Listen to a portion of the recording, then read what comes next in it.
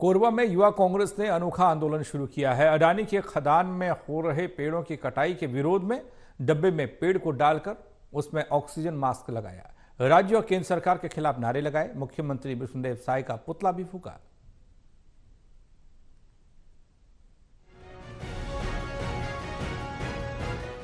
युवा कांग्रेस द्वारा युवा कांग्रेस जिला महासचिव मधुसूदन दास के नेतृत्व में अडानी के खदान में हो रहे पेड़ों की कटाई के विरोध में कोरबा में अनोखा आंदोलन करते हुए डब्बे में पेड़ को डालकर उसमें ऑक्सीजन मास्क लगाकर राज्य और केंद्र सरकार के खिलाफ नारेबाजी की गई। मुख्यमंत्री विष्णुदेव साय का पुतला फूका गया। इस अवसर पर युवा कांग्रेस महासचिव मधुसूदन दास ने कहा कि केंद्र और राज्य सरकार द्वारा अडानी को फायदा पहुंचाने के उद्देश्य से छत्तीसगढ़ के ऑक्सीजन क्षेत्र को खत्म करने की कोशिश हसदेव क्षेत्र के जंगलों को काटकर की जा रही है। पूर्व में हमारे कांग्रेस सरकार द्वारा पेड़ कटाई पर रोक लगा दी गई थी, लेकिन जैसे ही छत्तीसगढ़ में बीजेपी की सरकार आई, लाखों की संख्या में पेड़ों की कटाई शुरू हो गई और बड़े ही दुर्भाग्य की बात है कि पेड़ों की इस कटाई से एक बहुत बड़ा क्षेत्र खत्म हो जाएगा, जिसका प्रभाव आसपास के जंगल और जंगली जानवरों समेत आम जन पर पड़ेगा। युवा कांग्रेस महासचिव मधुसूदन दास ने कहा कि अनेकों संगठनों द्वारा लगातार विरोध किया जा रहा है, लेकिन केंद्र और राज्य सरकार के कान में जू तक नहीं रहेंगे। आखिर कब इस सरकार की आंख खुलेगी? ग्रामीण से लेकर सभी विरोध में हैं, लेकिन सरकार के द्वारा सिर्फ अडानी को फायदा पहुंचाने के लिए काम किया जा रहा है।